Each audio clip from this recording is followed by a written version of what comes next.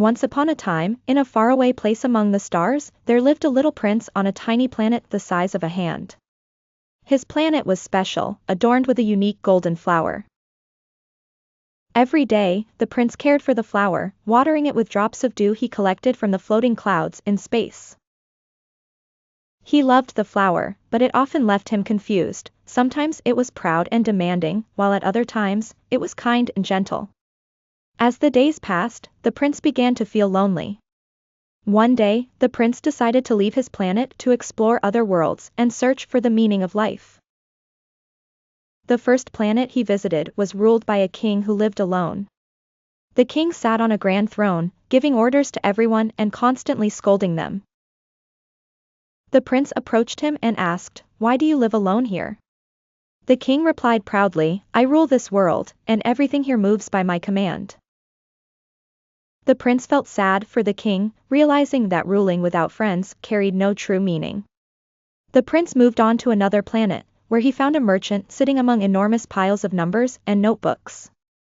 The merchant was busy counting stars and writing down their numbers. The prince asked, "Why are you counting the stars?" The merchant replied, "Because I want to own them." The prince looked at the sky full of stars and said, "But the stars are not yours, they belong to everyone to enjoy their beauty." The prince smiled to himself, realizing that happiness does not come from ownership but from sharing beauty with others. The prince continued his journey and arrived at a strange planet filled with mirrors. When he looked into one of them, he saw his reflection, but he appeared sad. A small creature emerged and said, "These mirrors reveal what you hide inside." "What is missing, little prince?" The prince sat down and thought deeply. "Even though I've visited many places, I still feel far from something important," he said. Then he remembered his golden flower, the one he had cared for lovingly, and the beautiful moments they shared together. The prince decided to return to his planet.